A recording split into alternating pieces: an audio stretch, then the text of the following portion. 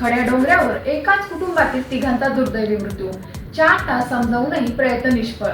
Chhatrapati संभाजीनगरच्या वाळूचे वाडीसी police ठाण्याच्या हद्दीतील तिसगाव शहरातील खड्या डोंगर परिसरात एकाच कुटुंबातील तिघांचा दुर्दैवी मृत्यू झाल्याची घटना 21 ऑगस्ट रोजी घडली। मुरलीधर दामोदर चांदपुडे वय वर्ष 48, संगीता मुरलीधर चांदपुडे वय वर्ष 42 आणि मुलगा कुणाल मुरलीधर चांदपुडे वय वर्ष 19 यांचा मृत्यू झाला। मिळालेल्या माहितीनुसार कुणाल डोंगर परिसरात असल्याची माहिती मिळताच पोलीस अधिकारी व कर्मचारी घटनास्थळी दाखल झाले। वरिष्ठ पोलीस निरीक्षक गाठे यांच्या मार्गदर्शनाखाली पोलिसांनी तसेच ज्येष्ठ नागरिक आणि पोलीस कार्यकर्त्यांनी कुणालला समजावून सांगण्याचा प्रयत्न केला। तब्बल 4 तास प्रयत्न करूनही परिस्थिती नियंत्रणात आली नाही। दरम्यान कुणालला वाचवण्याच्या प्रयत्नात त्याचे वडील मुरलीधर यांच्यासह दोघे जण खाली पडले। त्यानंतर आई संगीता यांचाही अपघात झाला। तिघांच्या तातडीने घाटी रुग्णालयात दाखल करण्यात आले, मात्र पोलिसांनी त्यांना मृत घोषित केले।